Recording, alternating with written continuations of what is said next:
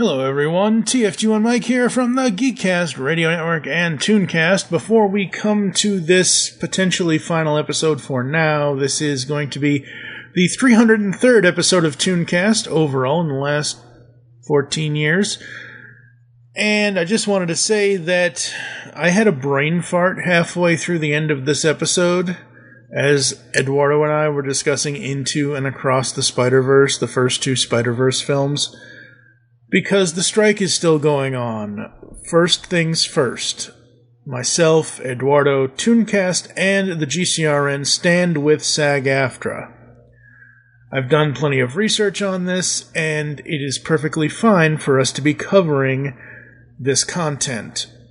So, just wanted to put this out there before the episode that we do stand with SAG-AFTRA. Please, as you'll hear us later in the episode go on and on and on about this, companies, pay your people what they deserve, what they're worth, and what they need to live.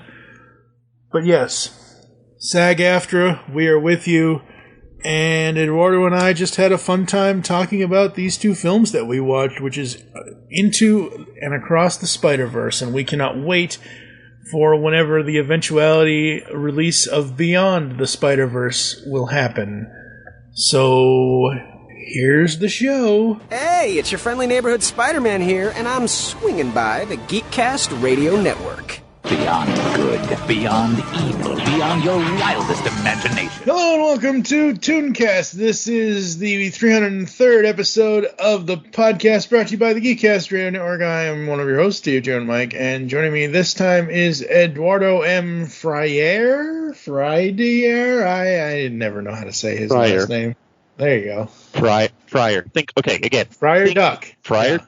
Freyre Tuck, Freyre Lawrence from Romeo and Juliet, Deep Fryer, just think about it that way. Yes, and today we are going to be going into and across the Spider-Verse, so we're doing a double feature in this one episode because I'm too lazy and don't want to edit two separate podcasts for Spider-Verse, Into the and Across the whatever. I forget when, and we'll get to it later, but I forget when the third one, the final chapter, is supposed to come out. But when they named it what they named it, I'm like, yeah, it's either next year or the year after, or 2026 or 20. I don't remember. We'll get to that down the line here. But when they named it what they named it, I'm like, oh, Beyond the Spider-Verse. So when is Batman showing up? Because Batman Beyond. No, I get it. All right, so first up, 2018, Into the Spider-Verse. Did you see that? Was this in This was in theaters, wasn't it? Or was it not? Yeah, it was. No, it was in theaters. It was definitely in theaters. Did you see it in theaters? Yes. What was that experience and actually, like? It was mind-blowing. It was, holy cow, this is awesome. Miles, gotta go. If you want me to drive you, we gotta go now. No, Dad, I'll walk. Personal chauffeur going once. It's okay. Seriously, Dad, walking would have been fine. Breaking news, Spider-Man saves the day again. Spider-Man. This guy swings in once a day, zip, zap, zop, Nancy. Accountability. Speed up. I know these kids. Miles, man, you get arrested? Gosh, don't cops run red lights? Well, yes, some do. But, not your dad. In your universe, there's only one Spider-Man. But there is another universe. It looks and sounds like yours, but it's not. My name's Miles Morales. Hey, kid. You're like me. How? I knew my day would come around this time. I know it's complicated. Just had to keep my soul free. You want to know what happened to you? I can teach you to be Spider-Man. I love this burger. So delicious. One of the best burgers I've ever had. You have money, right? I'm not very liquid right now. I think you're gonna be a bad teacher. How am I supposed to save the whole world? You can't think about saving the world. You have to think about saving one person. One thing I know for sure, don't do it like me. Do it like you. Brooklyn! Stop us now. Hey, I'm all in. I ain't worried about a loss or a new friend.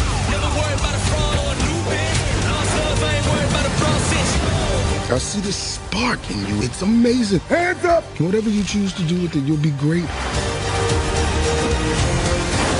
I love you, Miles. Yeah, I know that. You gotta say I love you back. Dad, are you serious? I want to hear it. You want to hear me say it? I love you, Dad. You're dropping me off out of school? I love you, Dad. Look at this place. Dad, I love you. Dad, I love you. That's a copy. Time to swing, just like I taught you. When did you teach me that? I didn't. It's a little joke for team building. Hey, guys. Okay, who are you? I'm Gwen Stacy. Come on. How many more spider people are there? Save us a Comic-Con. What's Comic-Con? Let's go!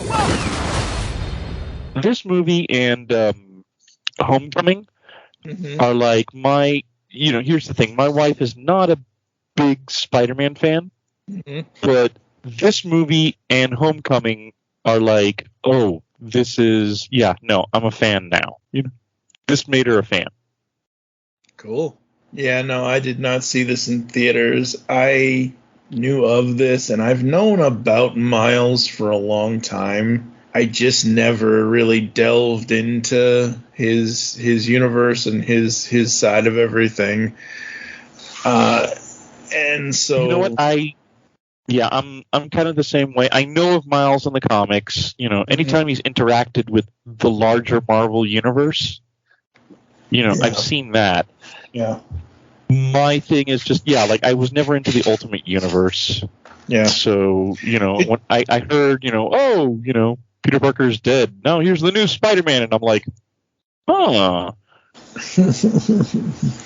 But, I have looked in on and I've been like, wow, there are some pretty, Miles, interesting character. And, definitely, I do like that he's been alongside. Yeah. Peter Parker. Well, they each have their own specific whatevers, and that's great. They're in there because everybody's like, oh, well, the Ultimates universe went away. Let's bring it back. Oh, well, the DC. Oh man, is it Vertigo? Oh no, it wasn't Vertigo. It was Milestone. Milestone went away. Let's bring it back, which is great. I'm very much looking forward to some of the stuff that Milestone has planned in the future or whatever else. Same thing with this. I like Miles. I think he's a cool character, and I think where I liked him, not more, but where I really started to like him was in the video games, in the PS whatever, the Sony video games. The Marvel's Spider-Man and Spider-Man, what the hell's the middle one? Miles Morales. Duh, dumbass. So yeah, I really liked him, and I liked him in the games first, and then I liked him in this. I thought he was really good. So, I mean, came out in 2018. I did not see it in theaters. I didn't.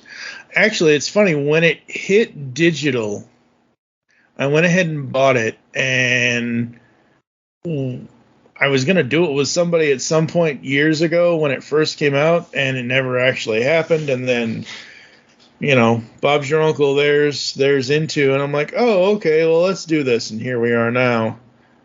So I've pretty much, up until about probably a week and a half ago, had not, I just bought the damn thing on Vudu and just left it there. Like, it's not that I didn't want to watch it. It's just that I watch and read and listen to so many other things. If I wasn't doing it for a podcast, then it wasn't something that was, and that's how I usually am on most, not just this, but anything. If I'm not doing it for podcast coverage, I'm most likely not paying attention to it. You know what? Don't worry about it. I've got stacks. I've got stacks of DVD and Blu-rays and stacks of comic trades that I've been meaning to sit and read, and then life happens and it's like, oh wait, oh crap, I haven't read that yet.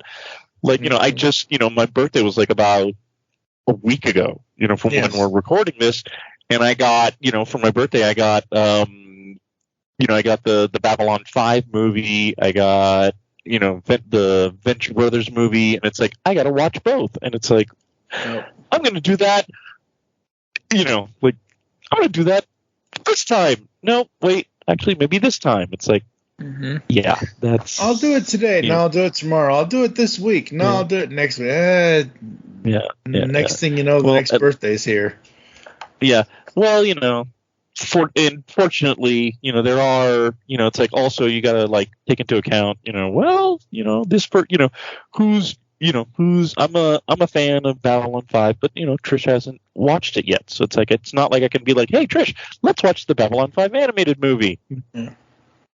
Yeah. How is she supposed to watch something that she's never seen? Yep. Especially given how complicated it is. So yeah, I understand. I understand and I feel you. Yep. So like I said, came out in 2018.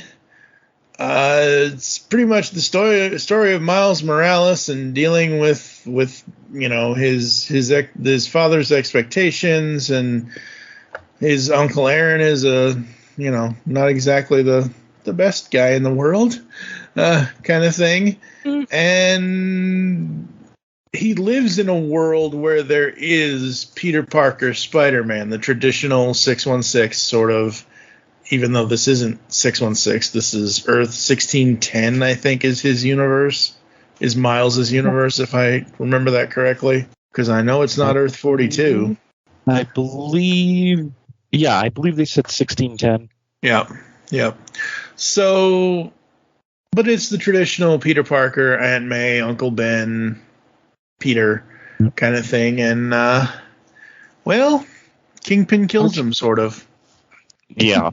So it's kind of like the comic book Ultimate Universe, in the sense that Miles is picking up a legacy rather than a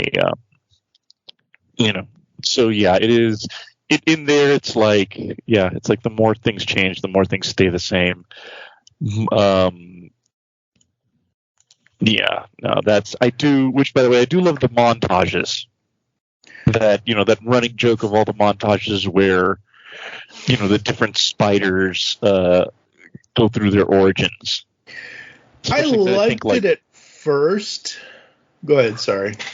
Yeah, well, no, especially I do like that, when we get to the last one, somebody goes, okay, I swear, this is the last time. Yeah.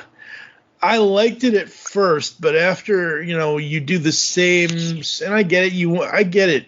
I want to have flowing continuity as much as the next person, but I don't know. This movie, Into the Spider-Verse, it's one of the only animated films to ever really feel like the comic book pages are coming alive, because they specifically call out comic books, and they call out various things of like you just said, it bookends to it, where it's like, hey, this is my story, or this is his story, this is her story, or whatever else. After about the fifth character, or however many characters there are, after about the fourth or fifth time, I'm like, okay, I get it. And some of them I really enjoyed because I didn't know crap about the characters, but just the formulaicness of it was just kind of wearing on me after a while. But overall, in concept, I love the concept. It's just, I think it was overused a little bit. But how else are you going to tell those stories? So, yeah. Well, and they remind me a lot. They do remind me a lot of, what do you call it? I do get reminded also. It feels, I love that they got through it. It's like these origin recaps were like running. I love the running through it type of nature of these recaps. Yep. Because it's not, it's not the usual, all right, let's take 10 minutes out of the movie. Well, we got a new character. We have to do the origin. It reminds me a lot of All-Star Superman. Yeah. In the sense that, like, look, the basic story. We can get through this in a heartbeat. It's like, here, this person does this, it's like, yeah, here's the gist. That's what you need to know. We don't need to get into any, like, deep stuff. Yeah. And it's like, part of me appreciates that, because it's like, yeah, it can get just so annoying. It's like, we really don't need, we're doing this person's origin. Quick, let's take, 1 minute out of this to show that they are freaking out over which shirt they're going to wear today. It's like, get on with it.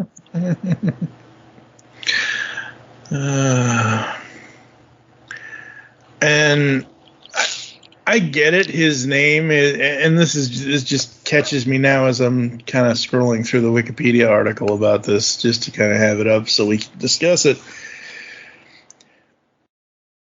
Why? So Miles' parents. Maybe this is a multicultural thing. I don't know. His father's name is Jefferson Davis. Yeah. Wouldn't the ironic and interesting and nice homage thing to be to have his name be, and I guess Miles Davis, Miles Morales, not exactly, Miles Davis Spider-Man doesn't really, now that I say it, doesn't really work, but I'm looking at this and I'm like, wait a minute, why don't his parents have this? Okay, whatever. I don't want to think about it too much. But yeah, so we're in his universe. Basically, Miles is a normal kid.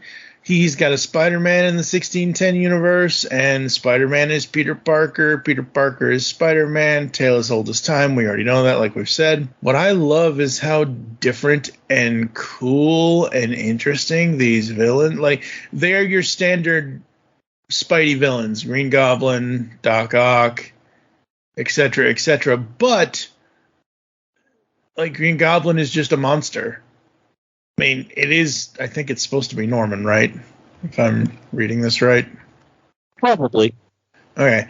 So, but it essentially, though, it's just the monster. It's just the goblin monster version of Norman. It's not like Norman in a weird 2002 suit. Kind of, you know what I mean?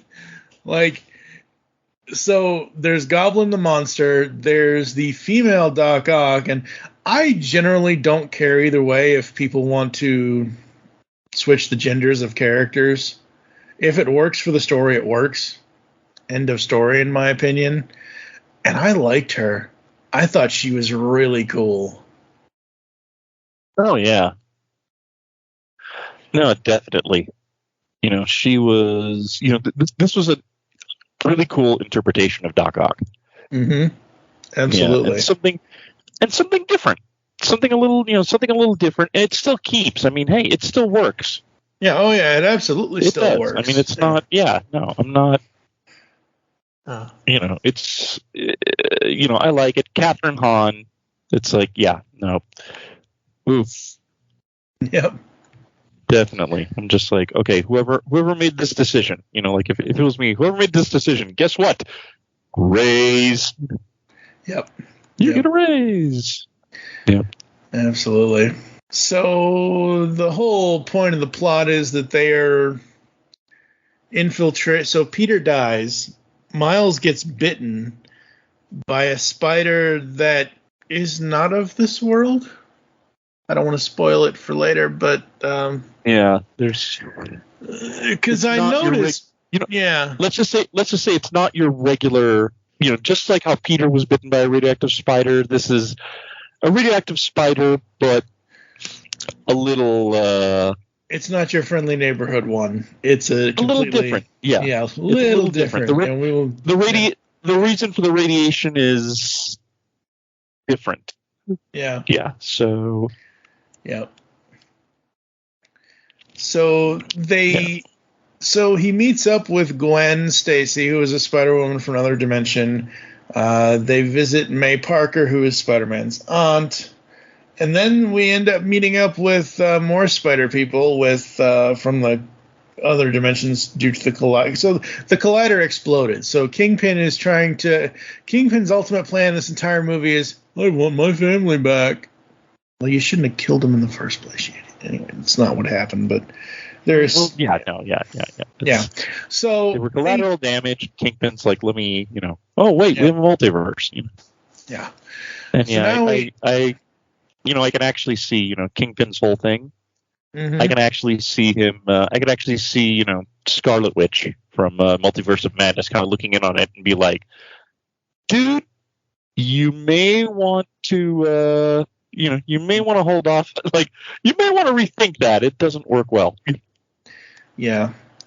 And as much as I like, we're not there yet. Okay. As much as I like Liev Schreiber as Sabretooth in that other live action thing, I really wanted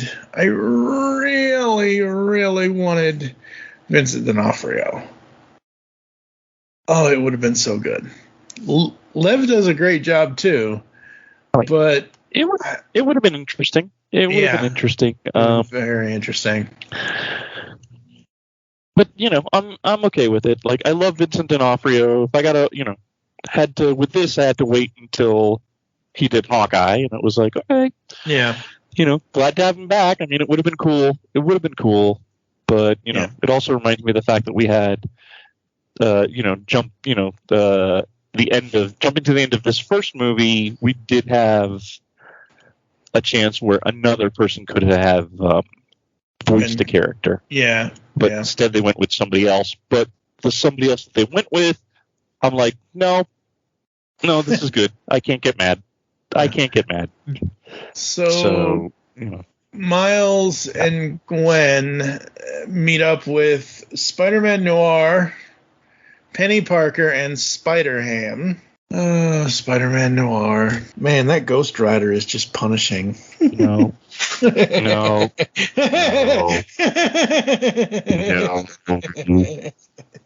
Bad. Goes in the corner. I mean, he could have. I could have said that Noir performance is superior. So since he was no. Spider-Man Noir lives. I am a bad man. Oh, Nicolas Cage, you son of a bitch. Well, yeah, didn't get to be Superman on big screen, but here's a little consolation prize. You get to be Spider-Man, sort of. Yep. Now, what do you think of these characters here? The Noir, the Penny Parker, the Spider-Ham, all that. Honestly, cool.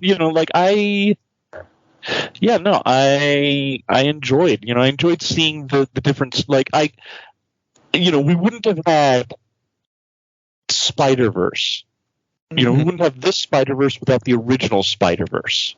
Yeah. And I'm talking about. Well, okay, maybe not original.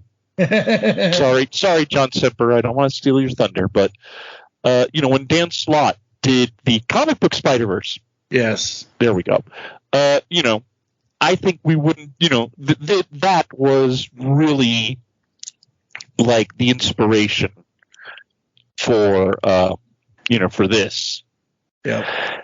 And I think without that, and I love the idea of all these different. Spider personas, popping up. Yep. And, I'm just like, I am here for it. I'm here for it. I like it. I love it. I can't hate it. I can't hate it. I love the little, and I think actually all of them were really well, were well cast. I like Haley Stansfeld as Gwen. Yep. I love the voice Penny Parker, Spider-Ham, John Mulaney. Perfect. Nick Cage. That was also perfect. And it was subtle Nick Cage. Yeah. It wasn't, it wasn't over the top. Yeah, it wasn't over the top Nick Cage, yeah. Yeah, exactly. Exactly. I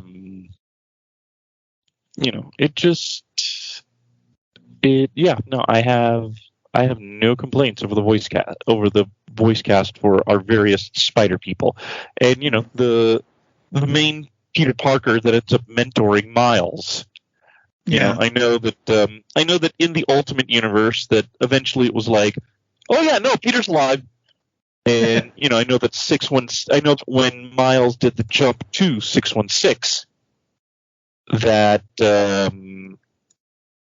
that Peter has become kind of a mentor to Miles.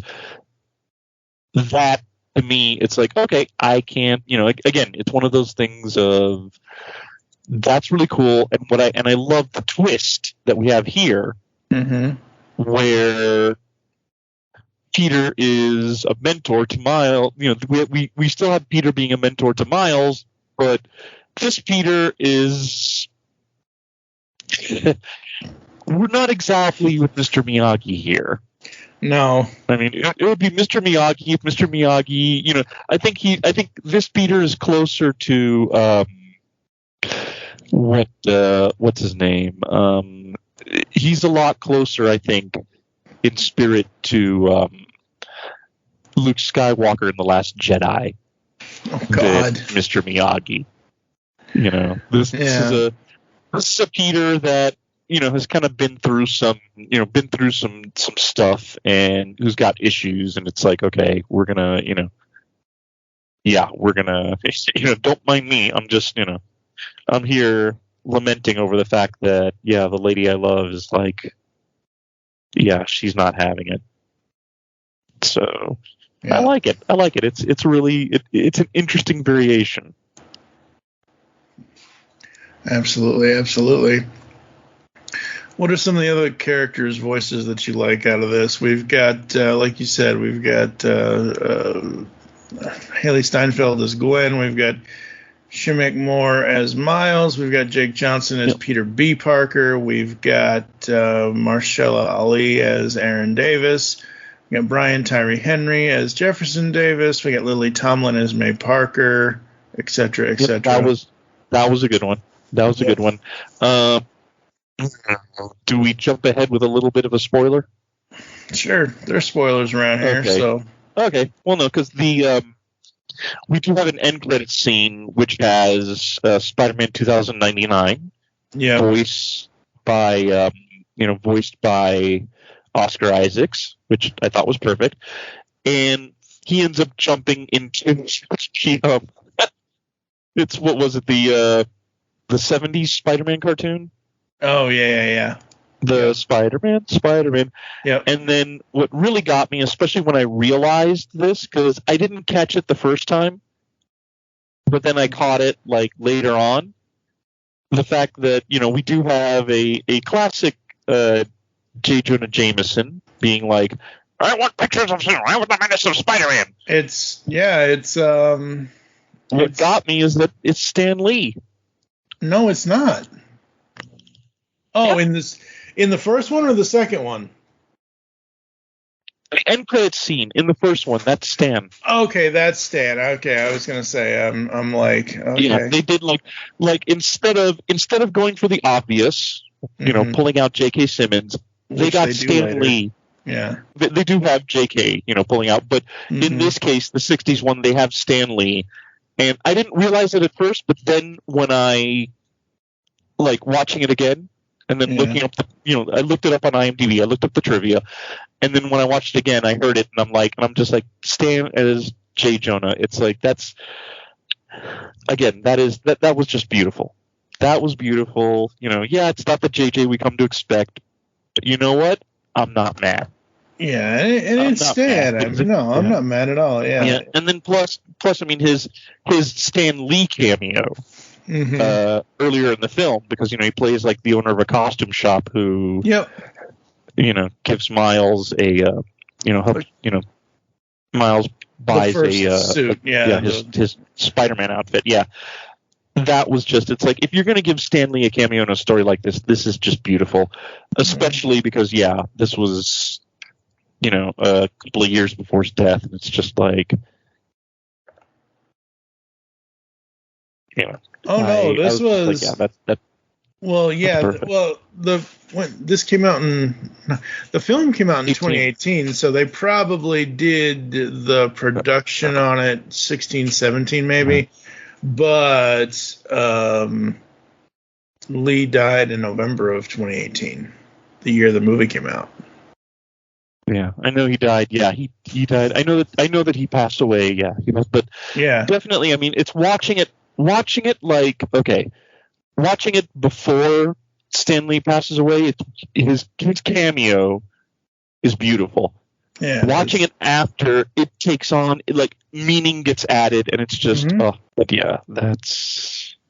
yeah. So overall, I like the plot for Into the Spider-Verse. I think it's good. I think it's fun. I think it's interesting. The animation and the color, the art design in this movie, oh my, it's explosive. I don't think I've ever been hit so hard with colors before. Oh, yeah. No, definitely. I like it. I love the, just like the animation style, you know, just like it's so different. It's not like this movie's CGI, but it's not, you know, standard CGI, like, you know, animation. You know, they don't just take from, like, you know, it's not Minions or, you know, Pixar or something. It's its own unique thing, and it pops, especially just the use, you know, the use of, like, the graffiti-like patterns, you know, and it fits the character of Miles. Yeah, the graffiti and the glitching too. The glitching, so good. Yeah, and that's the interesting thing about Spider-Man in animation over the years is every series. We may not like every series, but every series from the 60s to today, every series has a different style and a different flavor and a different feel, and that's good. But I've never seen, in all my years of watching Spider-Man in animation, I've never seen, like, this is basically a piece of art. Both of these films, but you know, obviously we didn't know about, or whatever, the thing with the second one at some point, whatever, because you know, you got to be, oh well, what if it makes the money? Sure, but we don't know, whatever. But yeah, I mean, just piece of art, absolutely. I think of what Guillermo del Toro. Mm-hmm. You know, what Guillermo del Toro said once when I was watching, like, a behind the scenes thing. I forget if it was from one of the Hellboy movies or Pacific Rim, but he said that he doesn't believe in eye candy. He believes in eye vitamins. And I'm just like, you know what? These are eye vitamins. Yeah. It's like, this is definitely eye vitamins, and it's like, yeah, it's oh lordy, how do I say this? Well, you know what? Yeah, no, it's you know, it's sex for the eyes. Pretty much, yeah.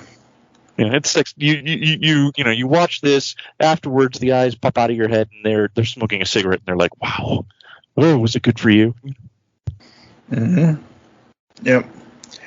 And everything with this movie, everything comes together so well between the design of it, the animation of it, the voice cast, the music. The music is great. The score is great. The songs they use in the movie itself are awesome. They fit the style of Miles' universe and Miles himself so well. Very cool. Yeah, and even the glimpses that we get of the other universes. Yep. That's also. Oh yeah. You know, I mean, they also. Yeah, it's like, it's just all good. It's all good, baby, as they say. You know. Yep. All right, so we've got. I think the box office on the first movie was. I think the budget was something like $90 million, and the box office was over $380 million. Yep. So there's that. Oh, definitely a success. I mean, I'd say yeah. Yeah, absolutely, no doubt. Yeah. We have got the GCRN Universal Rating System as well as the ToonCast Recommendation System. So going on the ToonCast Recommendation System, for those that don't remember it. 1 is, don't watch this even if it's free. 2 is, worth a watch if it's free on TV. 3 is, worth adding to the streaming service list. And 4 is, this one's a must add to your DVD Blu-ray collection. I'm not doing. I do some physical media, but I don't do a lot of physical media anymore, just because it's too much stuff. So out of that 1 to 4 scale, I will give this a 3. I give it a 4. I still do. Yeah. I still do the physical media thing. Mm-hmm. I mean, I just feel like physical media, you know, how do I put this? Shit happens. You know, shit happens. Things, sometimes the streaming isn't working, or the streaming service that you use doesn't, put the actual, movie you're looking for up, and it's good to have a backup. Yeah. So I'm not, it's one of those things. It's like I'm not, I would much rather, I'd much rather have something physical to fall back on than to be like, oh, I'm going to, I'm just gonna not have this piece of physical, this piece of media, It's like I'd rather much have it. And I have Blu-ray players and stuff I can fall back on if need be. So, it's the crazy thing is, and I know this is going to be blasphemous for me to say this, I don't know. So my biggest this is one of the reasons why I switched to digital stuff years ago, and I still have plenty of physical media. I just don't have this on physical, or this or the sequel on physical media. I have it through Vudu because that's just easy. I purchased it through there, so that way as long as Vudu doesn't disappear, I'll still have it. Of course, that what a crapshoot. Yep. But I don't think for me that I would go back and watch either of the, like, we're going to get into the second movie in a few moments, folks, after an ad break here in a hop, skip, and a jump. But I don't think for me I would necessarily need these on physical media, because I don't think flipping through my DVD binder would I, unless I really, really needed it. Now that I know the story, now that I've seen it, now that I've experienced it, I've had the experience, I've enjoyed the experience, this isn't a go-to for me.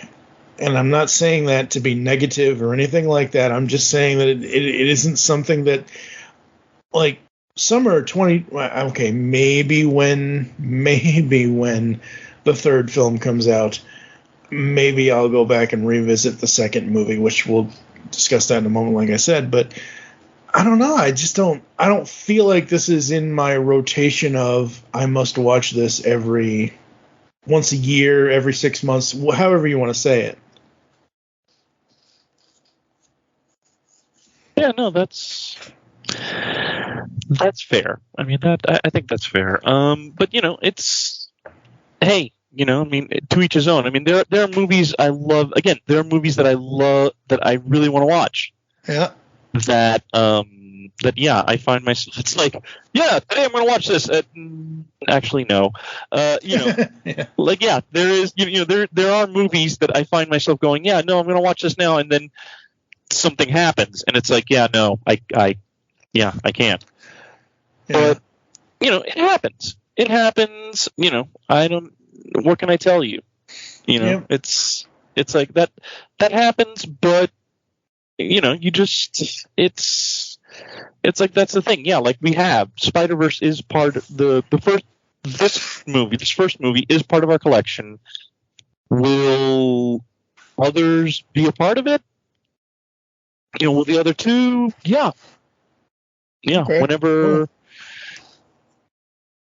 I'm surprised you don't already have the second movie since it's already out. Yeah, see, no, I probably should. But it's one of those things. It's like, okay, I should get the second movie, and then it's like, yeah, there's just the buy list is so big. It's like, okay, yeah, but hey, that's one of the great things about the holidays coming up. you put it on the list for Santa, and hopefully Santa blesses you with hey, Merry Christmas, here's Spider-Verse. Yep. So hope springs eternal. Exactly. And on the GCRN Universal Rating System, I put the link to this page in every episode post. Yes, you did. So I will put that there as well. For me, I'm probably gonna give it a 4.5 because I'm not like this is the reason why it doesn't make that other half point for me is I'm not gonna go back and rewatch it. But 4.5 for those that don't know. Remarkable, one of the best you'll see in nearly any given year. Those that are fans of the medium would be doing themselves a disservice if they missed out on this stunning achievement. While certain issues do occur, they are overwhelmingly overshadowed by the triumphs. Overall, huge step forward for the medium.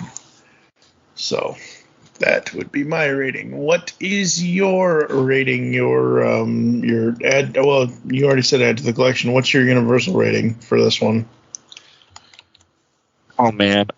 I give it a 5.0 masterpiece. I figured you would. Seriously. I mean, this is just I definitely masterpiece, and it also because I mean I'm one of those that when people are complaining, it's like that's not right, fill in the blank. I'm just like, you know what, you're right. Okay, for me, Peter Parker will always be Spider-Man. It's like, okay, good for you. That is not. I mean, it just so happens. Yeah, this Spider-Man's not for you, but I love it. Yeah. Like Miles is not for me, but I love his story. I love and I love it all. And honestly, maybe one of these times I should dip into the comics and find like a great Miles Morales comic to read. This makes me want to do that. Well, there you go. All right, folks, we're going to take a quick ad break. Like I mentioned, you're going to hear some ads and some other stuff, and we will come back with Across the Spider-Verse right after this. Hey, welcome to the Last Comic Shop Podcast, a comic book podcast that actually talks about comics. Yep, each week we open the shop up and read and discuss a comic. Sometimes we pair that up with comic book movies or TV shows. Or not. Lots of times it's just comic books. And sound effects. Oh, yes. Definitely lots of sound effects. So tune in on all the major podcasting platforms to the Last Comic Shop Podcast. Or check out our library of evergreen shows at www.lastcomicshoppodcast.com. Like science fiction? Of course you do, or you wouldn't be listening to the GeekCast Radio Network. Well, the Mark Who 42's Universe podcast is an award-winning sci-fi radio show that's been around for over 10 years. We cover everything from Doctor Who to the MCU to pop culture and everything in between. A new show drops on Tuesday mornings on the GCRN website and all of the major podcast platforms. So listen to the Mark Who 42's Universe podcast from the universe and beyond.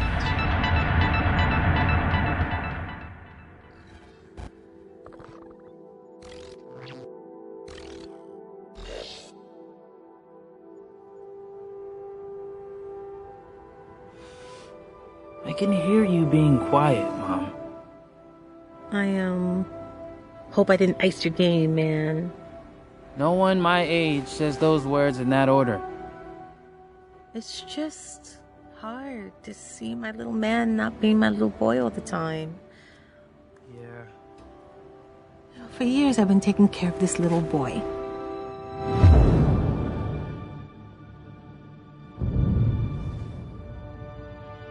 Making sure he is loved, that he feels like he belongs wherever he wants to be. He wants to go out into the world and do great big things. Not bad, kid. And what I worry about most, I love you, Miles. is they won't look out for you like us. Miles! Want to get out of here? Wherever you go from here, you have to promise to take care of that little boy for me. Make sure he never forgets where he came from. And He never doubts that he is loved. And he never lets anyone tell him that he doesn't belong there.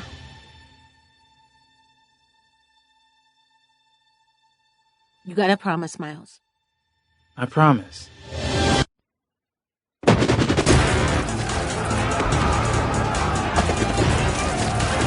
Who do you think you are?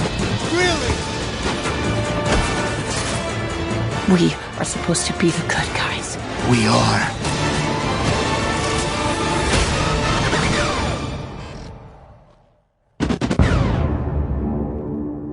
All right, folks, we are back, and just like those comic book origins, just pretend the comic book flipped back to the beginning, because now we are at Across the Spider-Verse. Dun, dun, dun. Came out this year. Holy crap. Yep.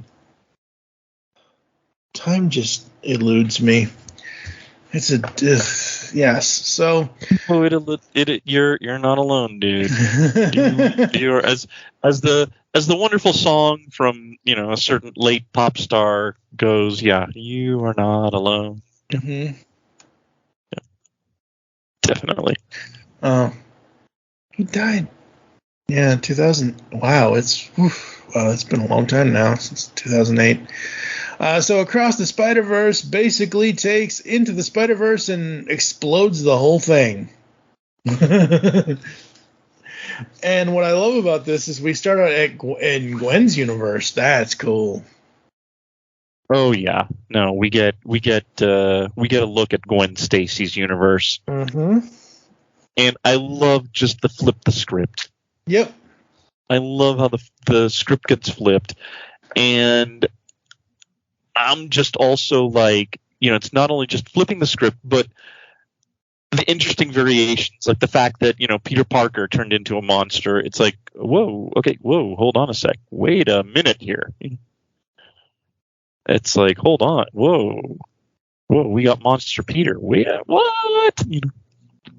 I'm glad they did him as the Lizard and none of the other villains. Like, yeah. I'm glad that so my buddy JT and I, JT from Saskatoon, who is Canadian, we covered, as I mentioned in the bad joke with Nicolas Cage earlier, even though it has nothing to do with Nicolas Cage, we covered one of the first things we covered 10 years ago when the pull bag started over on the comic book show. Back then, I was tired of Peter Parker gets bit, Green Goblin, I was tired of your standard. I wanted something different. And along comes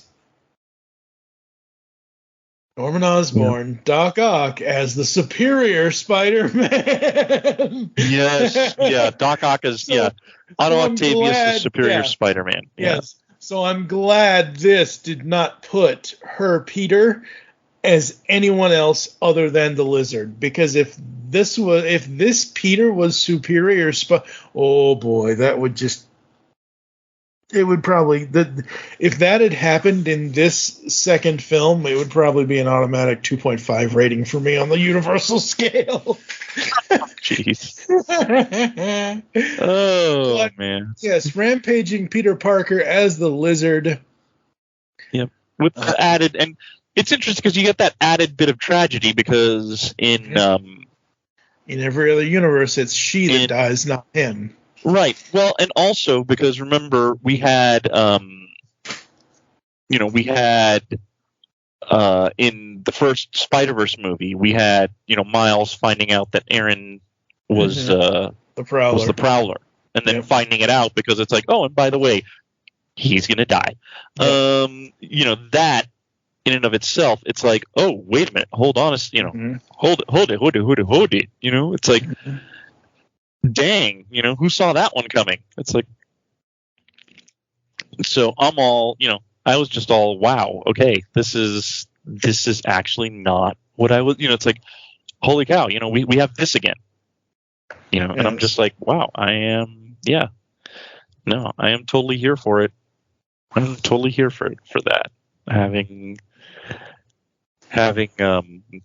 another thing where someone you love turns out to be a monster. Yep. Absolutely. And so we get that, and that puts her dad, George Stacy, onto her because he's the police captain, and he's going to arrest her for Peter's whatever and all that. Peter's, Mm-hmm. And one night she encounters an Italian Renaissance version of the Vulture.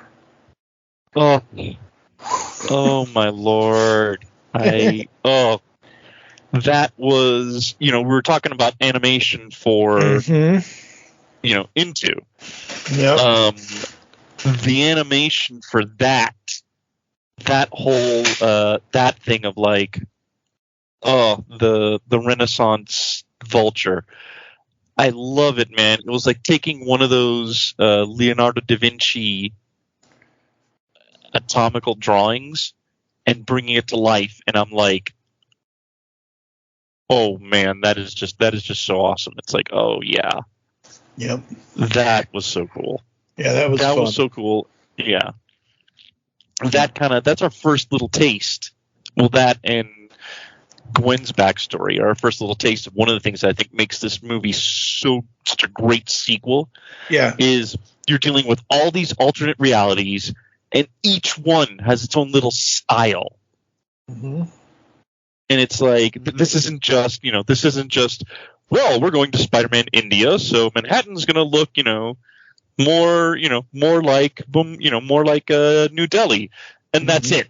It's like, no, it's going to have a different feel. It's going to have a different flair to it. There's going to be, this is going to be brighter at points. It's like, the Vulture, we have this whole Renaissance look to him, the Spider-Punk world. It's like, this is all just, ooh. That's what I noticed about this movie more so than the first one.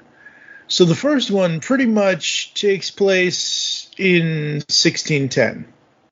Yep. In Miles's universe. It doesn't... It's not even really. I mean, you're going into the Spider-Verse by bringing the characters to his universe. This one, every universe has a different color palette in the style of the animation that we've known from these two movies. Like, you can clearly tell, even though I didn't see. We'll talk about the twist, and yes, folks, again, you're X number of minutes. Whatever, you're 47 minutes into this podcast. If you didn't realize there are going to be spoilers, there's going to be spoilers. So I'm just going to tell you right now, folks. Yeah.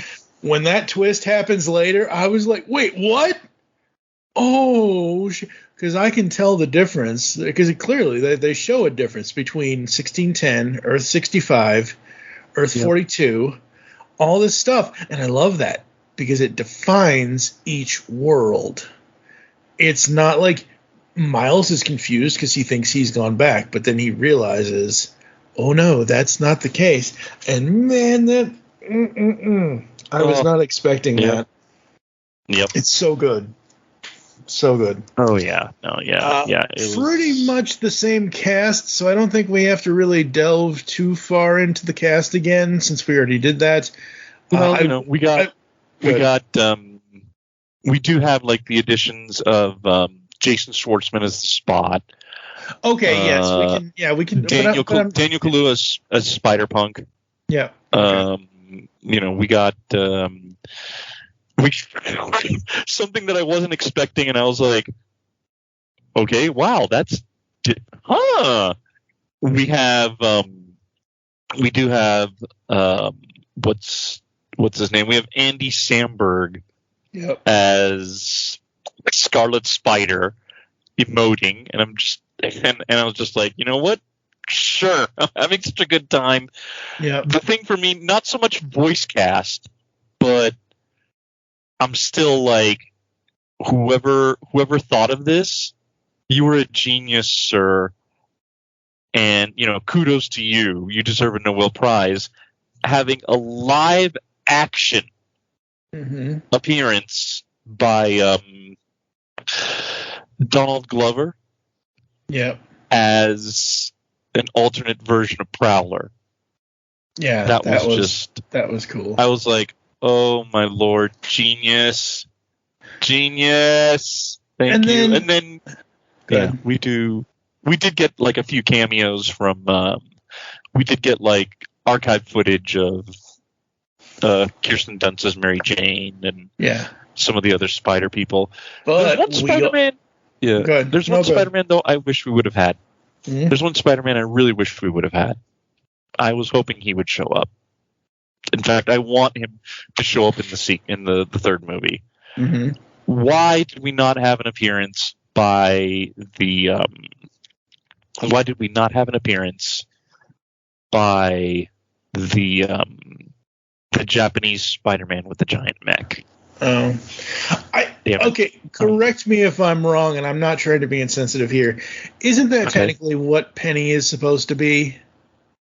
I know the Japanese Spider-Man is a different character, but when Penny Parker comes on the scene with her giant mech, I'm like, oh, they're homaging the Japanese Spider-Man here, right? I'm probably wrong, but no, I don't think so. Okay.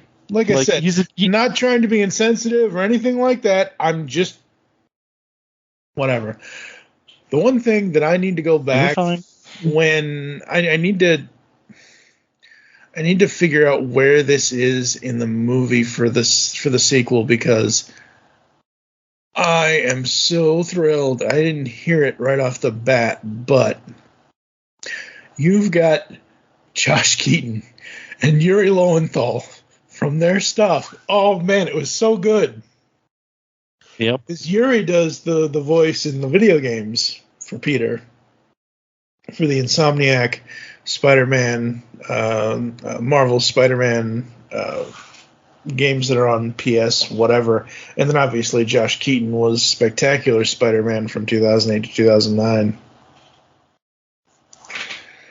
It's so good. Yeah, that's what I love about this movie, is they basically pull out so many cool things.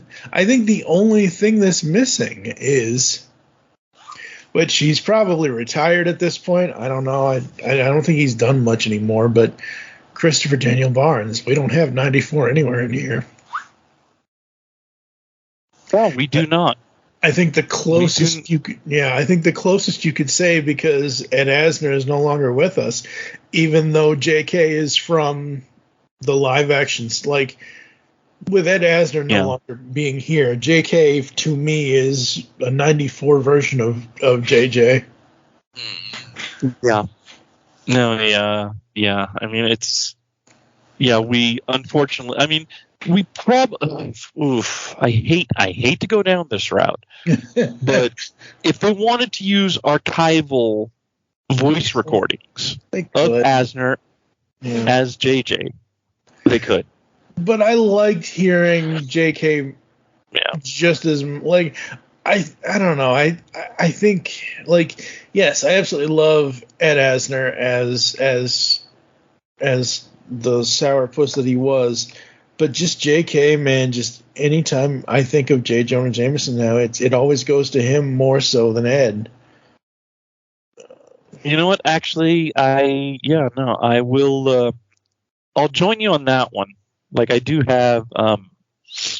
For me, it kind of toggles back and forth. Like, it depends on what I'm reading, what I'm, what I'm like looking at. Like if I'm reading a comic, depending on the comic, it either toggles to Ed Asner or JK. Yeah.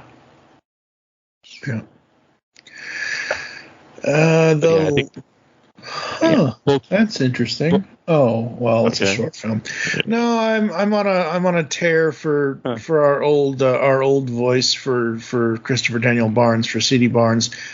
He reprised as Prince Eric and Prince Charming in a short film, Once Upon a Studio, for this year, which Once Upon a Studio is a short film. Oh,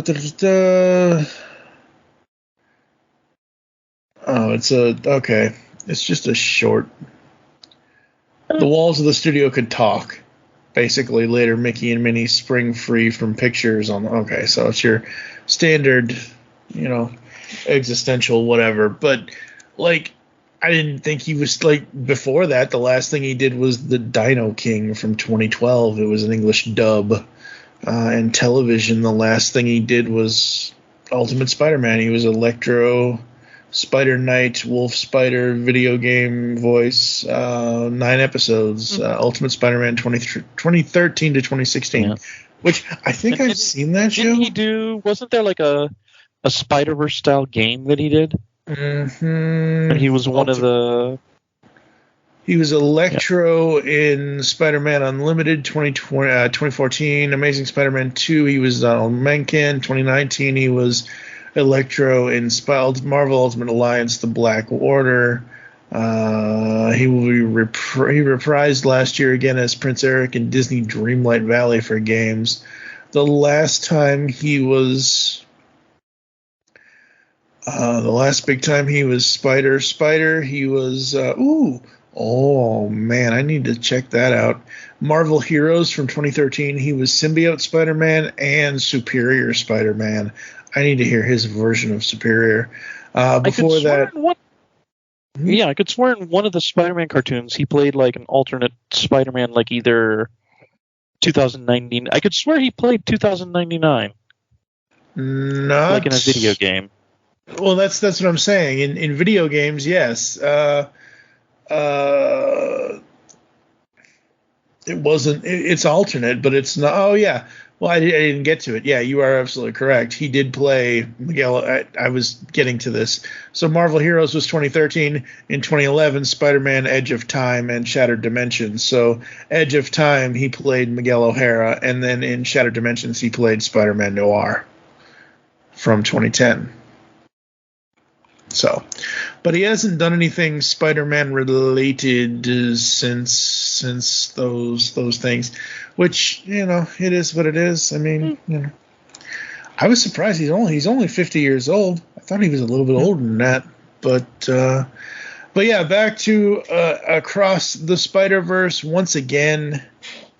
Like I mentioned a moment ago, the colors in this one are just so far off. Having Miles, and folks, this is where I'm about to spoil the twist here. Having Miles put in the machine to transport himself back to his home dimension. The colors in that scene, because he shows up at what's her name? What's the spider tech lady? The one that does the machine there. Yeah, I spaced out on her name as well. I'm talking about the tech lady who's running the machine that sends them to the places. The one that's not splitting her atoms, but she's going in multiple different directions as Miles is. Right. She's like she's like an AI. Yeah, her. It's something like, oh lordy, I'm trying to remember. Okay, anyway, the people know what the heck we're talking about. I've already edited this episode enough. Spider Bite. That's Spider Bite. That? Yes, Spider Bite. So Spider Bite is the tech guru here, because BYTE, folks, not BITE, and Miles sneaks in cloaked. And he powers the machine up, and she's like, wait, what happened? What happened? She's going back and forth.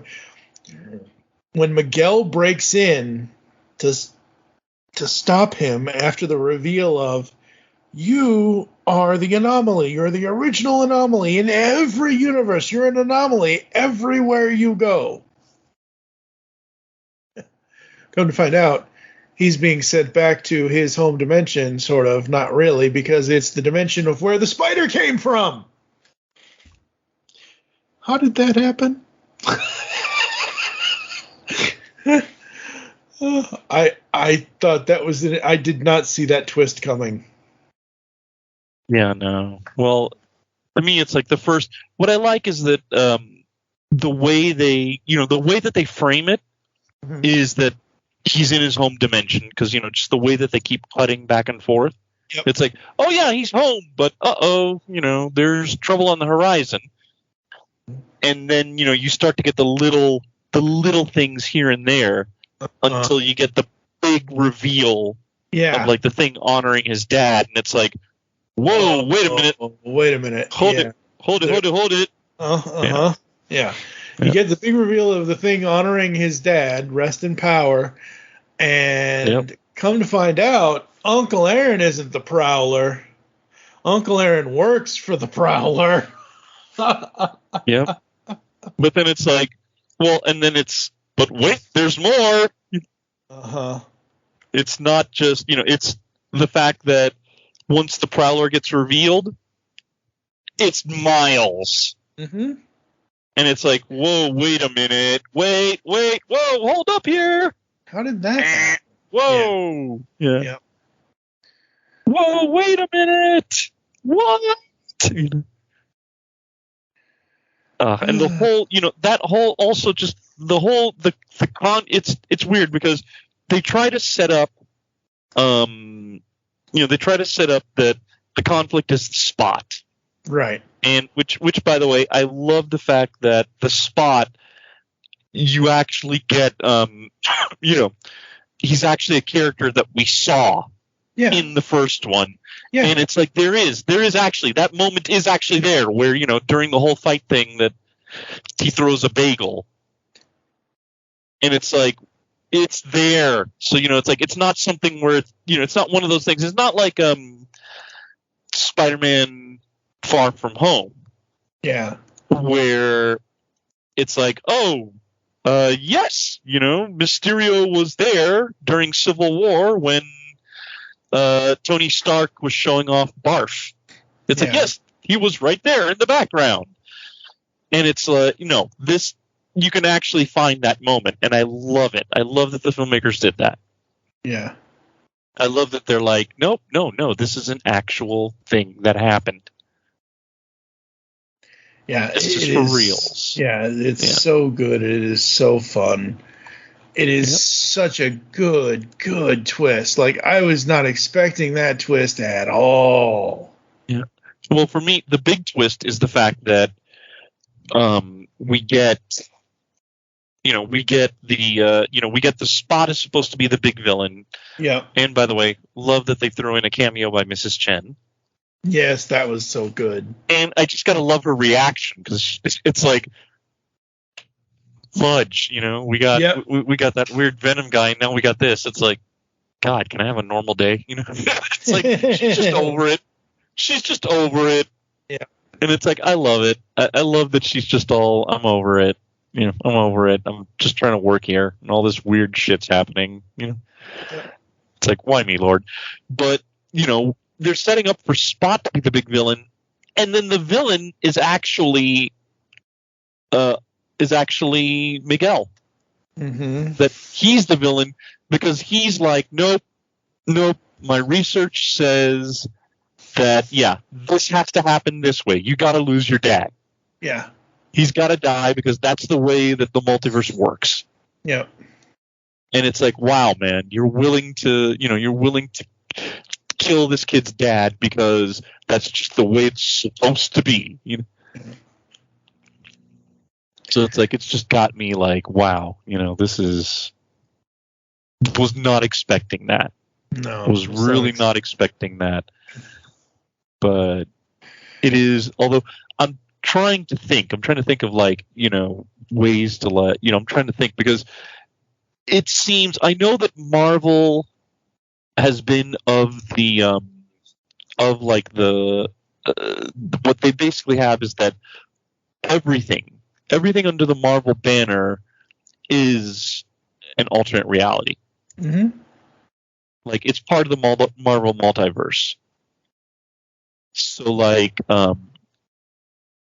it's one of those things. It's like, we could look on, we could try to find, I'm sure out there are universes where Spider-Man 2099 is incorrect.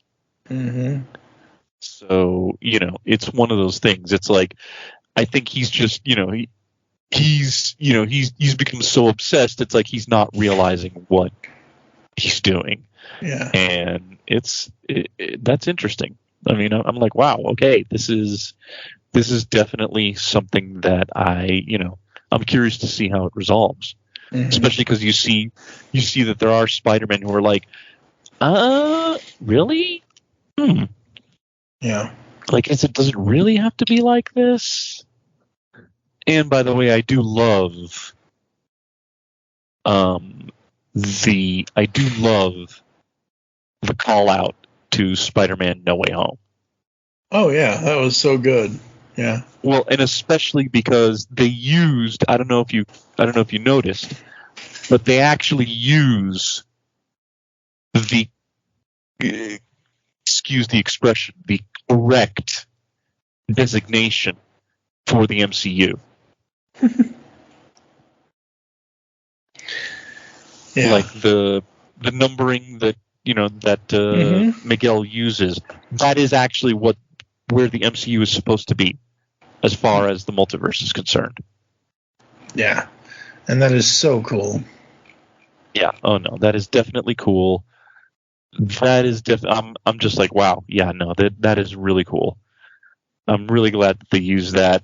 I actually, because I remember that Mysterio in what's it called, Far From Home, used the 616 designation.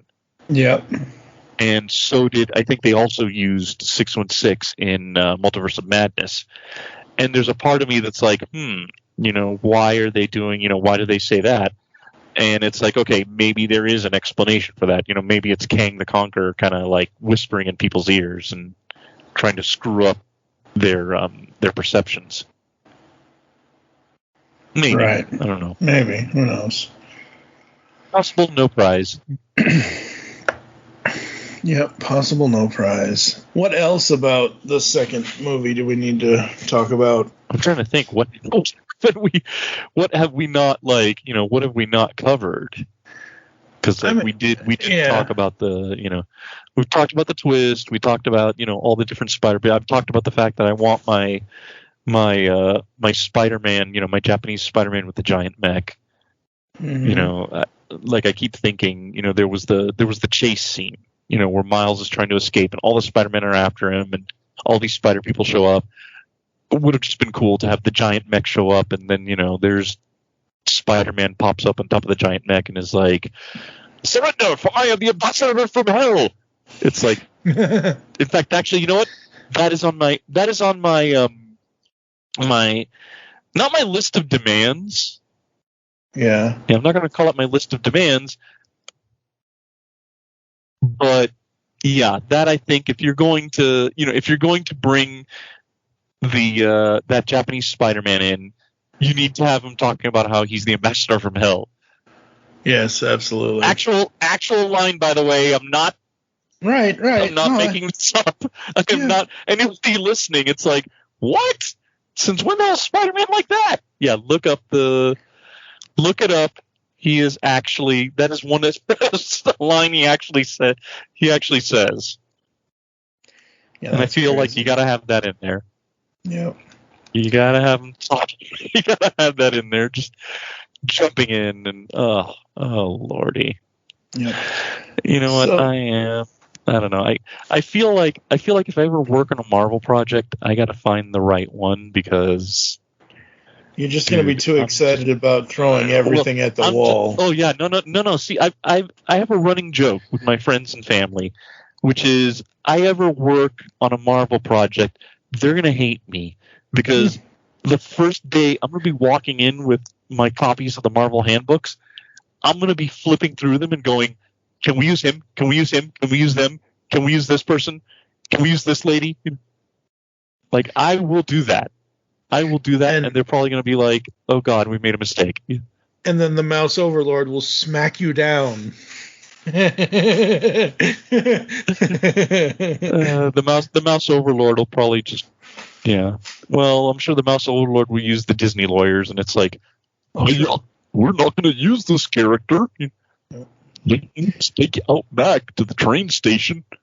Yep. There you go. I threw in a Yellowstone reference. Hope you don't mind. I've got a buddy of mine who was an extra on that show, and I've never seen it. The budget for Across the Spider-Verse was $100 million. The box office was $689.8 million. So between both films, both these films have made close to $1 billion. That's awesome. Now we see, that frustrates me though, in a way, because we see how successful like the Spider-Verse movies have been, and then you see stuff like Morbius. Wait, stuff like what? Morbius. Oh, wow. Yeah, It's like, you guys are not. You're not taking the right lessons. You're not paying attention. Why? It's like, embrace, and that's the other thing also, because a project like this, also it frustrates me when you get stuff like The Flash, and it's like, embrace the freaking multiverse. Like, don't be afraid. People are not going to be confused. Yeah. Like, don't use that as your excuse. I'll be fine. The other thing we have to talk about, since it is a huge thing and it is a very serious thing, first of all, companies pay your people. End of story. Yes, please. Not just pay them. It's not just about paying them. No, I know. Pay them like a decent freaking wage.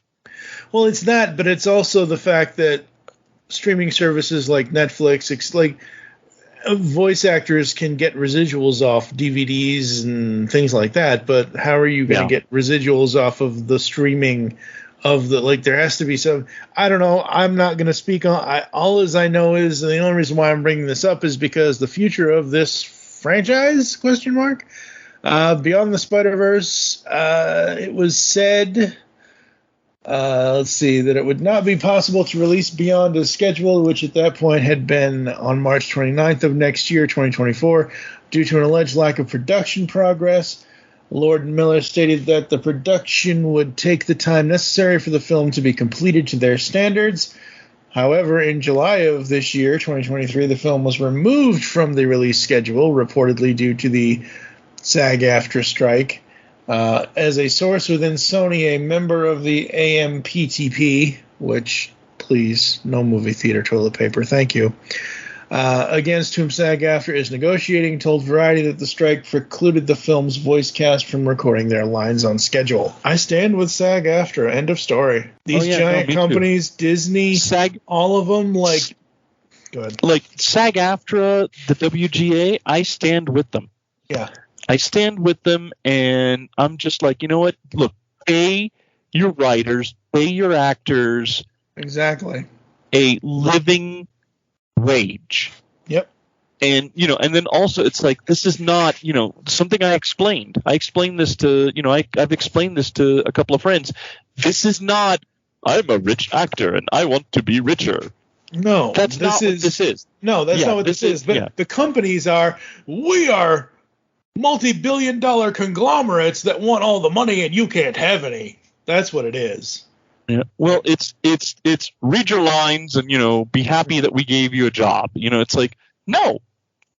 If they're making and somebody did actually come out with I've seen this a couple of places online where you look at what the companies are making versus how much it would take for them to actually pay their actors and their writers a decent wage, and you look at the difference, and it is a drop in the bucket.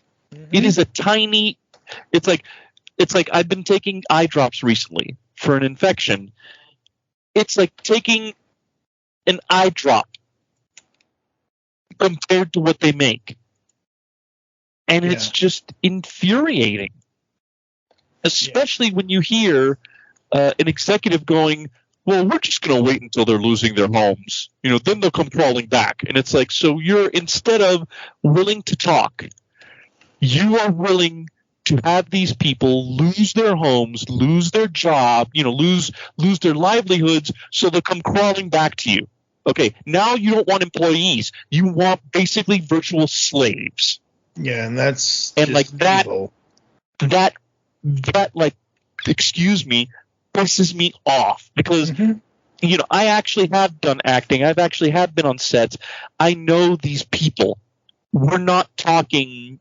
We're not talking. This is not. None of the people that I work with are.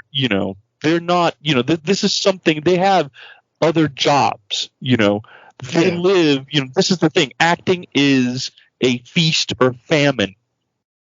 Yep.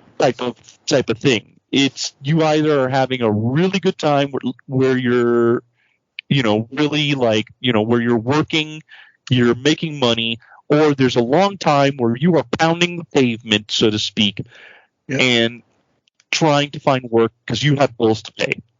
Yep. Absolutely. It's like with any other, it's with any other thing. It's like there's a dozen things. It's like when you're an Uber driver. It's like when you're freaking working, it's. So it's like, yeah. And I mean, and honestly, yeah, I do want a cliffhanger resolved sooner rather than later.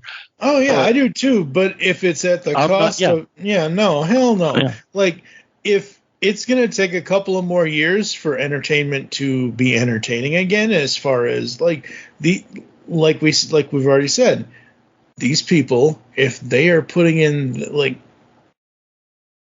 voice acting, writing, all of it, whatever, acting in general, whatever, writing in general, it's all hard work. You're expected to do this, you're expected to do that. Well, in return of that expectation, they expect to get paid properly, and like I said, I 15 years ago or so, every once in a while, I would see a voice actor say, "Hey, here's like." I remember somebody posted a picture years ago on when it used to be called Twitter. I still call it Twitter. I still call it Twitter. I know that it's Elon. It's X'd out. No, I'm sorry. I know that Elon was saying, stop calling it Twitter, and I'm like, dude, you dead named your own child. Twice yesterday. I didn't tag him exactly on it, but I was just like, Elon. Twitter. Okay, we get it. We get it. Yeah. It's like, no, it's Twitter. I'm not calling it X. But, so when it was Twitter way back in the day, I remember seeing a couple of voice actors just saying, oh, hey, here's a picture of my, and they didn't show the specifics of it, but it was like a picture of a table with like 50 or 60 residual checks. Kind of thing, like, oh, hey, I have to go to and it wasn't really trying to show off, but again, that reminds me of the fact that, again, like I already mentioned, how are they supposed to get residuals off of streaming rights and all this stuff? Just please, people, the bottom line is pay your employees well, and also don't what they're worth. Also, the other thing is those residual checks, because there have been, with strikes, people have been showing pictures of these residual checks. They're nothing.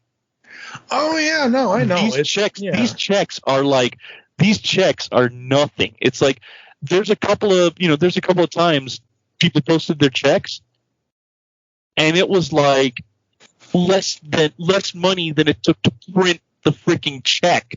Like more money was spent printing the it was like cents. Yeah, cents as in C, not And so it's like, honestly, this is nothing. This is like absolutely nothing. It's actually freaking insulting, really. And it's like figure a way that they can get money from the streaming, from the I'm sure that there's something. I'm sure there's some sort of deal that can be reached. Yeah. Like I'm pretty sure. Nobody, like, here's the thing. Nobody is saying that the studios have to bankrupt themselves paying these people. Nobody is saying that. The studios we just said this the second movie made What did I say it made? Whatever the hell, like $600 million, whatever it was like double the original. Over 600 million. Yeah, come on, studios. Yeah, Jesus Christ. And that's the other thing, because we talk about voice actors and stuff. This gives me a new appreciation for people that we call that guy actors. Uh-huh. This gives me a brand new appreciation, because we sit there and we're like, oh, it's that guy. Well, here's the thing. That guy or that girl, chances are they have been, why are they showing up in all these things? Because this is how they're making enough money to live on. Yep. The George Clooney's who have their own island and, people like that. That's not what this is about. Exception. Well, they're the exception. They're the exception, not the rule. Yep. All right. So, did we already go over your ratings for the second movie? I don't think we did. No, we didn't. We didn't. We were. Yep. No, that's fine. No, that's fine. We were trying to fight the man. Okay. Once again, folks, 1 to 4 for the recommendations. I will give it a 3. What about you? I give it a 3 only because it's like right now. I think as far as physical media. Yeah. And this is this is going to be a pain. Sorry, guys, but I would say, given the fact that it ends on a cliffhanger, I would probably wait until the second movie comes out.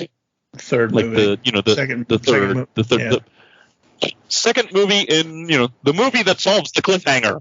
Yes. See, that's the other problem of them doing. Oh, this is the whatever, insert title here, part 1, and then part. No, don't do that. If the movie's too long, have it do what this did. Have it be 2 separate. So you have 3 separate titles. You have Into the Spider-Verse, Across the Spider-Verse, and Beyond the Spider-Verse. 1, 2, 3. Yeah. Bing, bam, boom. Bob's your uncle. There you go. 3 for me as well. 3 for you as well for that. The universal rating system, I really enjoyed this, but I don't know. What more would you want other than your Japanese Spider-Man stuff? What more would you want out of the next movie that you would give this a higher rating than whatever? Oh boy. My thing with this, I think this one, I gave the first movie a 5. A 5. I give this 4.5, and really only because it's like, I think for me, the big problem is, and it's not the movie's fault. Mm-hmm. It's not the movie's fault. It's the fact that since it ends on a cliffhanger, and there seems to be indicators that, they didn't have the solution. Yeah. Ready to go before that. I give it like a lower one because, honestly, if it was something, I kind of wish that they would have done what happened with Lord of the Rings, what happened with Back to the Future 2 and 3, where this was being done at the same time. So we don't have to worry. It's being done at the same time. So the sequel coming out a year later, it's like, it's going to happen because we're making sure to get everything done as close as possible. And it's just the fact that we don't get this is kind of annoying, because then they've painted themselves into a corner and you have people waiting now. And it's like, is this, is it going to be one of these things where too much time is going to go by, and by the time this third movie comes out, are they going to basically burn the goodwill that they created? Is it going to be where it's like, whatever the solution is, it's not going to be worth, people are not going to feel like, oh, this has been worth having to wait an extra 6 months or wait an extra year. Yeah, exactly. It's like, that's my thing. That's my thing. And again, I don't blame the movie.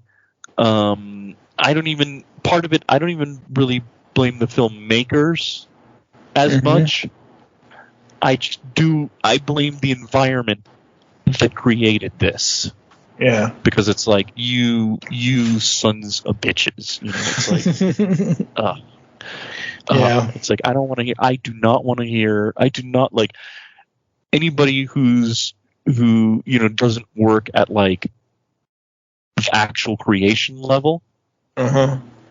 Who's actually like behind or in front of the camera working on this. Yep. I do not want to hear from about woe is me.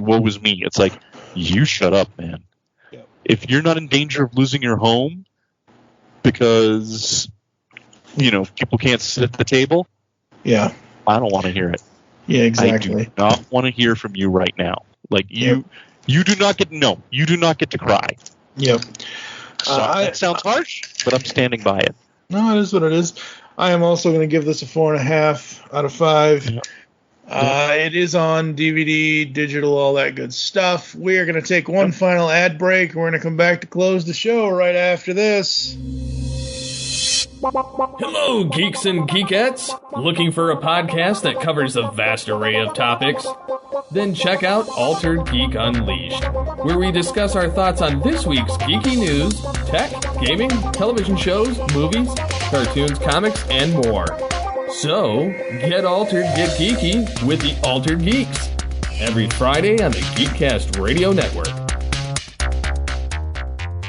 Because the world needs another movie podcast. The GeekCast Radio Network presents for your listening pleasure the Cinema Geek. Hosted by Amanda, Kevin, Matt, and Dan. Each week we dive headfirst in the landscape of movies as we discuss movie news, play movie games, go in-depth on reviews, and even have a top 10 countdown or two. Also, don't miss our director retrospective series, where we review noted directors' movies film by film. Bottom line is, if you love movies and love podcasts, you need to experience the Cinema Geeks. You can find us on iTunes, Blog Talk Radio, or GeekCastRadio.com. ToyCast is back. We are talking toys once more here on the GeekCast Radio Network's Toy and Action Figure podcast. From breaking into the display case to our toy topic talk and the brand new Origins in Toy collections, where we get guests to tell us their toy story of how they got into toy collecting. ToyCast is the only toy podcast you will ever need. Find us on GeekCastRadio.com and any podcatching client you choose to use. Now go forth, transform and transcend your toy collecting today while listening to ToyCast. All right, we are back here on ToonCast and Into and Across the Spider-Verse. Very, very good animated films, and wow, just wow. Great experiences all around. Absolutely love it. So any final words from you before I run through the closing, sir? Because I have said a lot. I have said a lot about a lot. But I just, of the non-MCU projects that we've gotten in the last decade that have to do with Spider-Man, I would say these two are the best. Yeah, I would agree. I mean, I kind of like the Disney, not Disney, but the, what is it, whatever the Josh ones were, not spectacular, the new ones. Yeah, did Josh do those? Ultimate Spider-Man and Web of Ultimate Spider-Man or whatever it was, I think, or Web, whatever. Those are good. I don't know. Yeah, whatever it was, I don't remember. Hey folks, Future Mike here. Just want to let you know I am completely wrong. Josh Keaton was the one and only spectacular Spider-Man.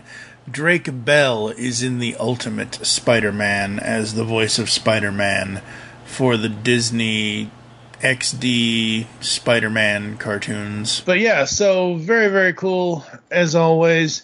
Thank you for joining us and listening to us here on ToonCast. If you'd like to get in contact with us or leave feedback for the show, visit the website, geekcastradio.com, where you can listen to and comment on all of our content. Here are all the ways you can listen to us nowadays: Apple, Google Podcasts, Spotify, and any other podcatching client you choose to use.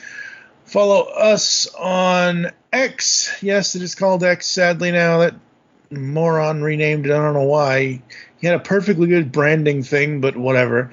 At GeekCast Radio for the network, at GCRN ToonCast, and at ToonCast Beyond for the show. I am at TFG1Mike. What is your name on X? Yeah, on the social media platform formerly known as Twitter, it's called White Balloon King, but it's spelled WHTBLLNKING because you had a character limit when creating your name. Mm-hmm. There you go. It's like you really want people to use and X. It's like, dude, that is the title used for the brand that's supposed to become a fan on Facebook. Go to facebook.com/GeekCast Radio Network. You can also check out ToonCast, all tunes, all the time over there, as well as Mark Who 42's universe, as well as all the stuff that they do over there at Mark Who 42's universe. Next time, I have no idea. The show might be on hiatus. I think Steve and I are doing some other things. I could be wrong. I don't remember, but I have no plans for the next episode. So in the meantime, for now, I am TFG1Mike with Eduardo M. Freyre. Thank you for listening. Until next time. Oh, yeah. And unleash the tune in you. Beyond good, beyond evil, beyond your wildest imagination.